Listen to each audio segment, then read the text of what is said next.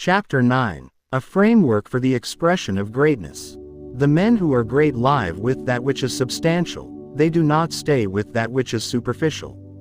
They abide with realities, they remain not with what is showy. The one they discard, the other they hold. Hey, cats, boomed the billionaire. You're right on time, as usual. Nice work. It was 5 a.m. and, while the retreating outline of the moon remained in the sky, the rays of a new dawn greeted the three human beings standing on the perfect beach. The perfumed ocean breeze swirled with notes of red hibiscus, clove and tuberose. A Mauritius kestrel, the rarest falcon in the world, flew overhead, and a pink pigeon, the scarcest on the planet, minded its business near a lush cluster of palm trees. A family of geckos shot by on their way to someplace important, and a giant Aldabra tortoise crawled along a grassy bank above the shore. All this natural splendor elevated the joy and electrified the spirits of the three members of the 5 a.m. club who stood on the sand. The billionaire pointed to a bottle floating in the ocean. As he waved his finger from side to side, the bottle moved from side to side. When he twirled a digit, the bottle in the water swirled with it. And when he lifted a hand slowly, the bottle appeared to rise above the surface of the ocean. Soon the container washed up onto the wet sand and it became clear that a swatch of silk had been rolled up inside of it. Picture how mysterious all this seemed. A message in a bottle, declared the billionaire happily. He started clapping his hands like a little tyke. He sure was an abnormal and totally wonderful character. This conveniently sets the tone for my mentoring session with you this morning, he added. The industrialist then lifted the vessel, unscrewed the cap and pulled out the fabric, which had the framework below stitched onto it. This is one of the simplest yet gnarliest of the teaching models the spellbinder shared when he started coaching me as a young man, explained the billionaire, using more of his surfer slang. And it'll provide the context for all the teachings that will follow. So, I really want you both to understand it intimately. At first glance, it seems like a really basic model. But as you integrate it over time, you'll see how profound it is. Mr. Riley then closed his eyes, covered his ears with his hands and recited these words. The beginning of transformation is the increase of perception. As you see more, you can materialize more. And once you know better, you can achieve bigger. The great women and men of the world, the ones responsible for the magical symphonies, the beautiful movements, the advancements of science, and the progress of technology, started by re-engineering their thinking and reinventing their awareness. In so doing, they entered a secret universe that the majority could not perceive. And this, in turn, allowed them to make the daily choices few choose to make, which automatically delivered the daily results few get to experience. The tycoon reopened his eyes. He raised an index finger to his lips, as if immersed in some splendidly weighty insight. Looking intently at the framework embedded into the silk, he continued, heroes, titans and icons all have a personal trait that average performers just don't show, you know. Which is? Asked the artist, who was dressed goofily in a muscle shirt and a Speedo swimsuit. Rigor, replied the billionaire. The best in the world have depth. Members of the majority often get stuck in a mindset of superficiality in their work. Their whole approach is light, no real preparation, very little contemplation, and then the setting of a towering vision for the desired outcome, along with patiently considering the sequencing of executions that will result in an awesome result.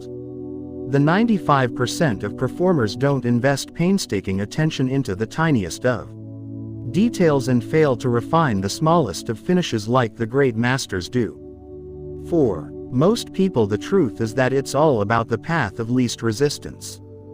Getting what they need to get done fast and just sneaking by, mailing it in instead of bringing it on. The minority of exceptional creative achievers operate under a completely different philosophy. Tell me, appealed the artist, intrigued. They apply a mentality of granularity instead of a mindset of superficiality. They have encoded depth as a lifetime value and exist under a profound insistence on greatness in all that they do. Exceptionalists fully understand that their creative output, no matter if they are bricklayers or bakers, chief executive officers or dairy farmers, astronauts or cashiers, represents their reputation. The best in any endeavor appreciate the fact that your good name is branded onto every piece of work that you release, and they get that you can't put a price tag on people saying superb things about you. The billionaire rubbed the bottle. Then he held it up and viewed the last evidence of the disappearing moon through its glass before continuing his discourse. But it goes deeper than social approval, the industrialist indicated. The grade of work you offer to the world reflects the strength of the respect you have for yourself. Those with unfathomable personal esteem wouldn't dare send out anything average. It would diminish them too much. If you want to lead your field, Mr. Riley went on, become a performer and person of depth, he reinforced. Commit to being a highly unusual human being instead of one of those timid souls who behave like everyone else, living a sloppy life instead of a magnificent one, a derivative life instead of an original one. Profound. The artist contributed, showing great exuberance while taking off his muscle shirt to get some sun. In their work, the maestros of mastery are extraordinarily thoughtful. They think precisely about what they are doing. They hold their labor to the highest of standards and sweat the smallest of strokes, like master sculptor Gian Lorenzo Bernini did as he crafted Fontana dei Quattro Fiumi, Fountain of the Four Rivers, his masterpiece that sits gloriously in the center of Piazza Navona in Rome. Such producers are meticulous in craft at near flawless. And, as obvious as this sounds, they just really care. But people have a lot to do in their days, these days, interjected the entrepreneur. This isn't the 1600s. My inbox is full. My schedule is packed. I have back-to-back meetings most days. I need to do pitches. I feel like I can never keep up with all that's coming at me. Shooting for mastery isn't easy. I understand, the billionaire replied kindly. Less is more, you know. You're attempting too much. Geniuses understand that it's smarter to create one masterwork than 1,000 ordinary pieces. One of the reasons I love being around the finest art is that the belief systems, emotional inspiration and ways of working of those great virtuosos rub off on me. And I can tell you with absolute certainty, these epic performers inhabited an entirely different universe than most people in business and society populate today, as I've suggested. Just then, a brilliantly colored butterfly perched on the very tip of stone Riley's left ear. He smiled and said, "Hey, little buddy, nice to see you again." The magnate then added, "When you deconstruct how the superstars, virtuosos, and geniuses achieved what they did, you'll realize that it was their heightened awareness of the opportunities for daily greatness that inspired them to make the better daily choices that yielded better daily results." Mr. Riley pointed to the learning model. "That's the power of self-education," he went on. "As you become aware of new ideas, you'll grow as a producer and as a person. As you escalate your personal and professional development, the level at which you implement and execute around your gorgeous ambitions will rise.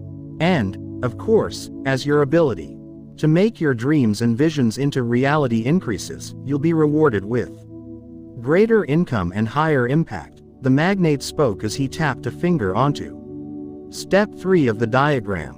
"This is why agreeing to this training with me was such a smart move, and this is what this framework here is designed to teach you." The billionaire scratched his lean abs and inhaled a deep breath of ocean air. "And may I say that because of the way the remarkable ones saw the world, and how they behaved when it came to their crafts, and because they showed up in their lives so very differently from the way the mass of humanity operates. They were called kooks, misfits, weirdos. They weren't, exclaimed the billionaire, exuberantly. They just played at a much higher level, in rare air. They brought rigor to what they did. They'd spend weeks, months, sometimes years getting the finishing touches perfect. They forced themselves to stay with the work when they felt alone or scared or bored.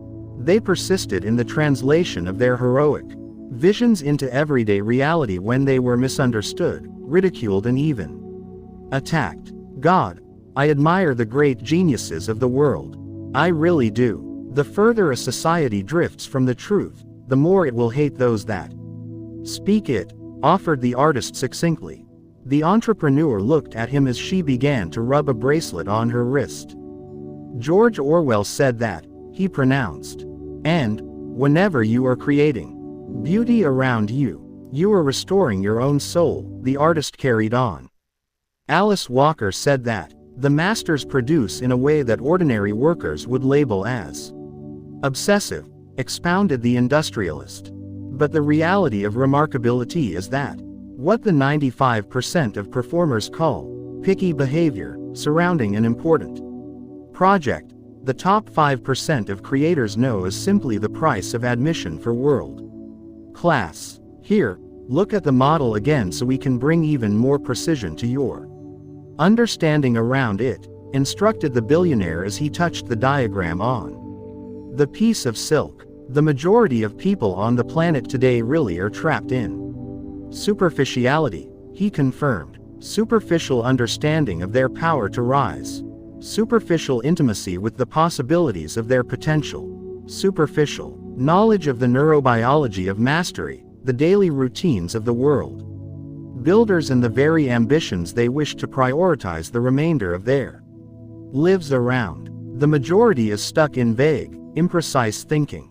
And vague, imprecise thinking yields vague, imprecise results. A quick example. Ask the average person for directions and most of the time, you'll discover their instructions are unclear. That's because the way they think is unclear, said the billionaire as he picked up a stick from the beach and pointed it toward the word granularity on the framework. Legendary achievers are vastly different. They get that amateur levels of awareness will never lead to the highest grade of professional results. Another example that I hope will dial in this important insight for you too. I'm a huge fan of Formula One racing. I was invited to hang out with my favorite team in the pit area recently. Their attention to the slightest of particulars, their dedication to the demonstration of extreme excellence and their willingness to do whatever it took to make things great was not only validating but tremendously inspiring. Again, to the ordinary person, the suggestion of the need or an obsessive attention to the most minor of details and the importance of a ridiculously rigorous approach in their pro and private lives seems odd. But that F1 crew, their flawless calibration of the race car, their superhuman speed in executing pit stops and even the way they cleaned the pit area with an industrial vacuum cleaner after the car roared away so there wasn't even a hint of dirt anywhere was fantastic. This is my point. The top 5% go granular versus applying a superficial mindset to their daily attitudes, behaviors and activities. They really sweat the fine points so much they removed the dirt from the pit area after the race car left. Questioned the artist, fascinated. Yep, remarked the billionaire. They swept and vacuumed the whole bay. And when I asked them why, they told me that if even a molecule of sediment got into the race machine's engine it could cost them a win. Or even worse, it could result in the loss of a life. Actually, any small failure of even one team member to act with precision could create a tragedy. One loose screw left by an unfocused crew member could lead to a calamity. One checklist item missed by a distracted associate might cause a catastrophe. Or one missing measurement, overlooked by a squad partner leaving some of his precious attention on the phone he was playing with prior to the pit stop could cost a victory. I'm beginning to agree with you that the approach you are speaking of is important, admitted the entrepreneur. Very few businesspeople and those in other fields like the arts, sciences and sports think and behave like this anymore. It used to be normal, I guess.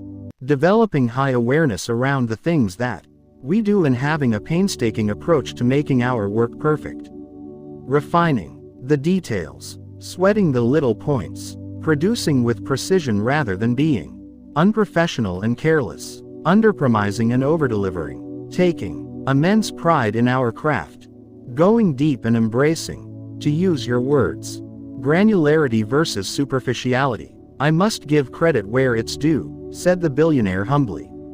This languaging and this model was taught to me by the spellbinder. But, yes, small things matter when it comes to mastery. I read somewhere that the space shuttle Challenger disaster, which broke so many hearts, was caused by the failure of a single O-ring seal that some experts valued at 70 cents.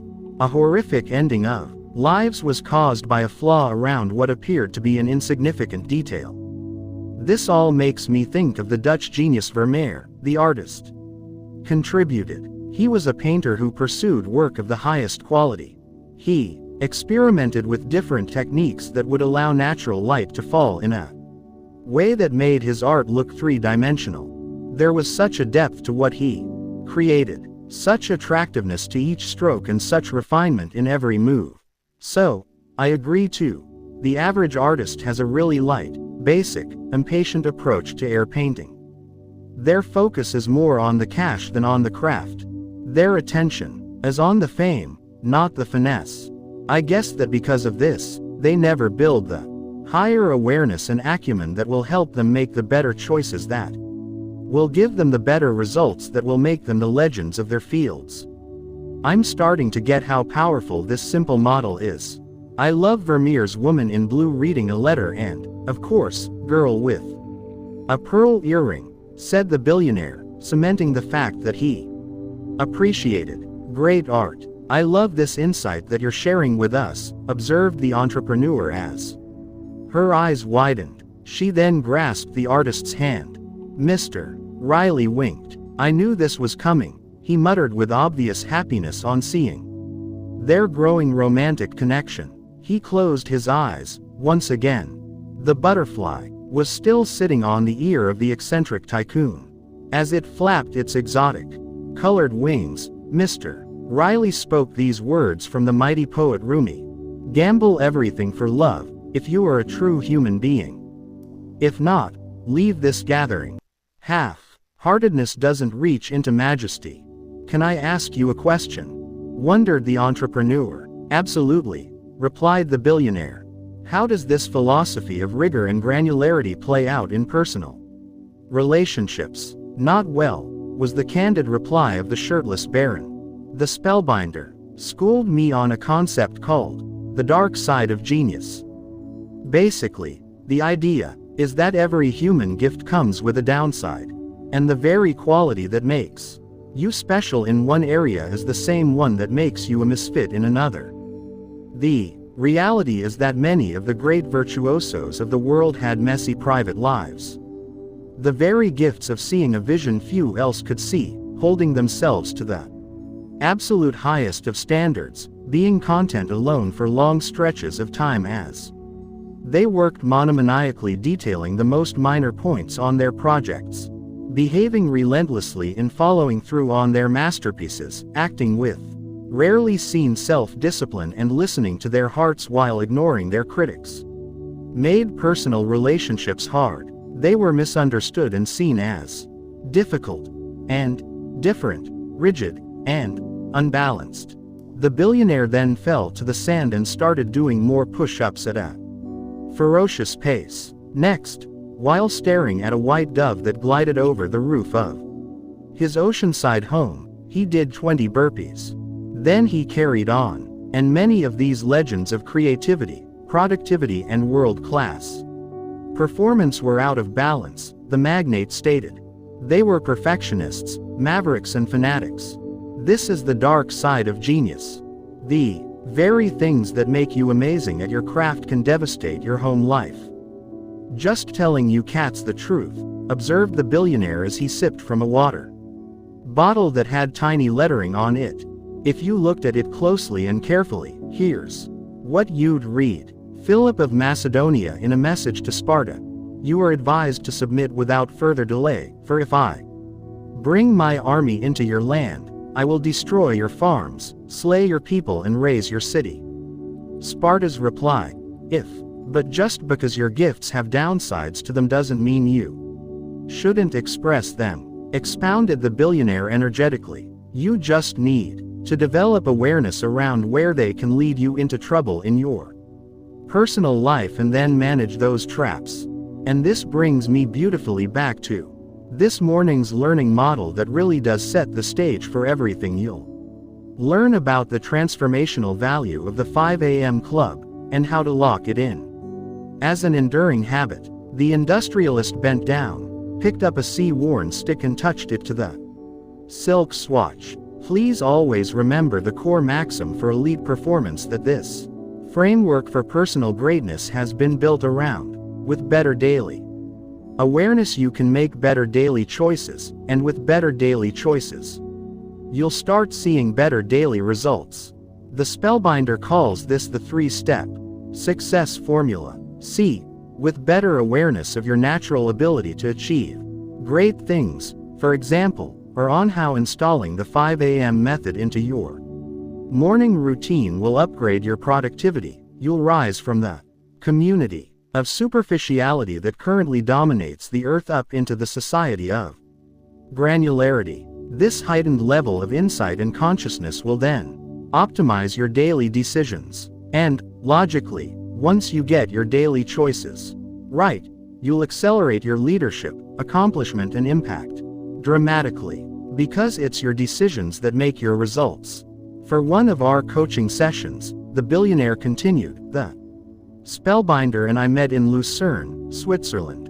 Such a pretty city set on a magnificent lake surrounded by breathtaking mountains. Sort of a fairy tale kind of a place. Anywho, one morning he ordered a pot of hot water, along with some lemon wedges so he could have the fresh lemon tea he enjoys sipping most mornings. Here's the thing. This should be interesting, the artist interrupted as he scratched an arm with a tattoo built around an Andy Warhol quote that said, "I never think that people die. They just go to department stores."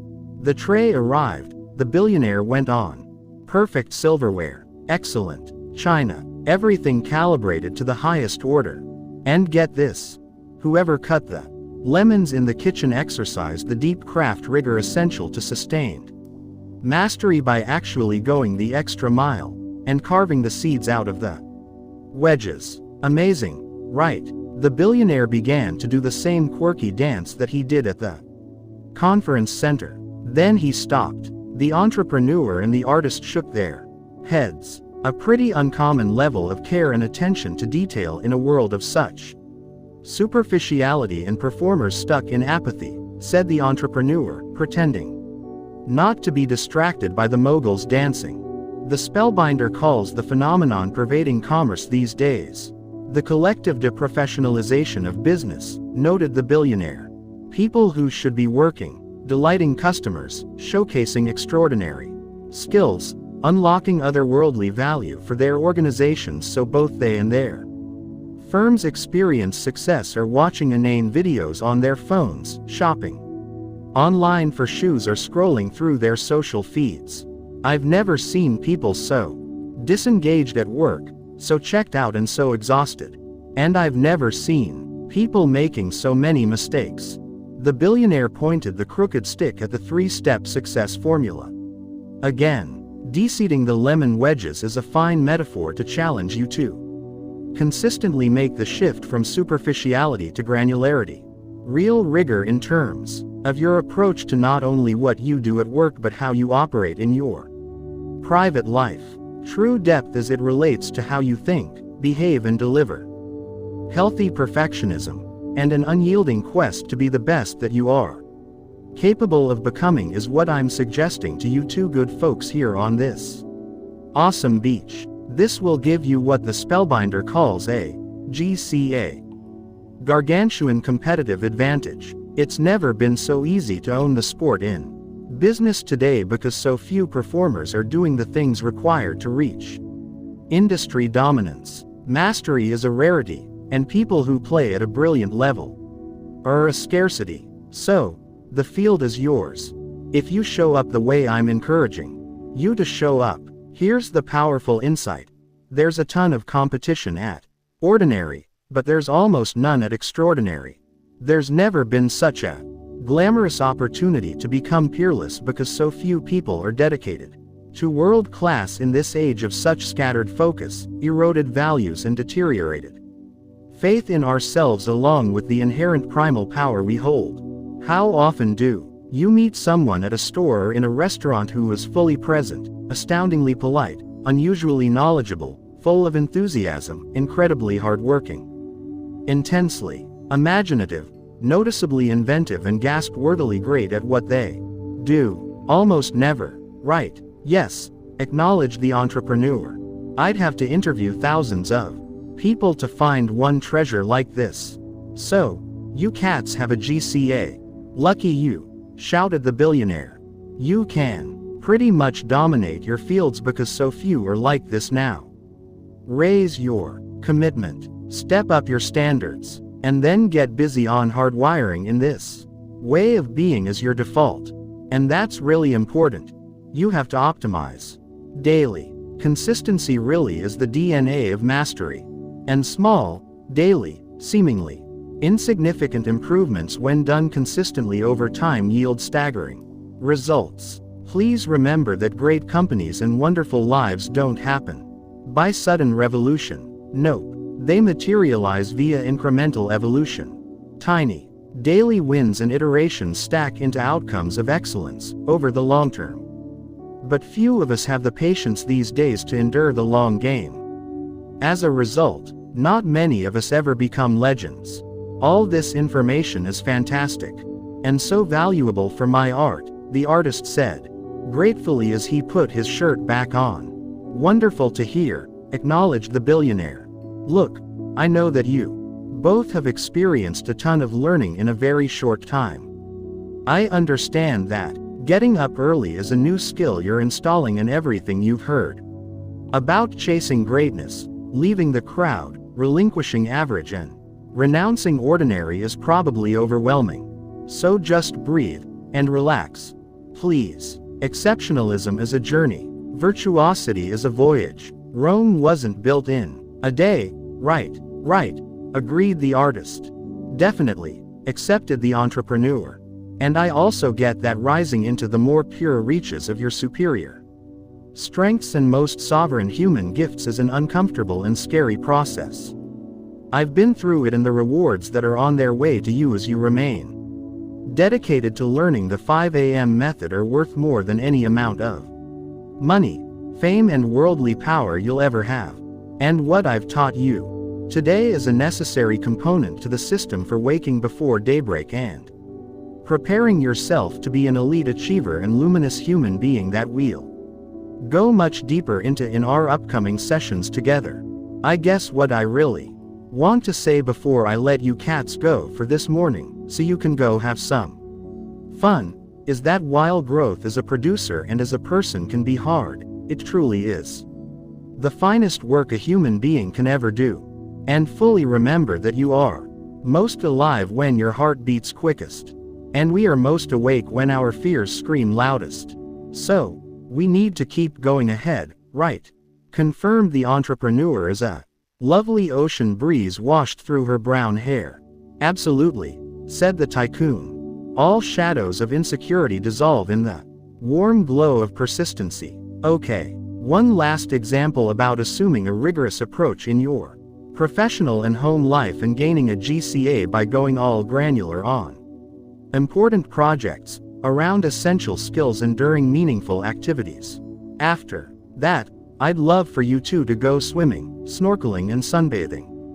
You should see the spectacular lunch my team has prepared for you. I need to head into Port Louis for a meeting, but I really hope you both will make yourselves at Home. So, Mr. Riley stopped for a moment, reached down and touched his toes 4 times while muttering the following mantra: "Today is a glorious day and all.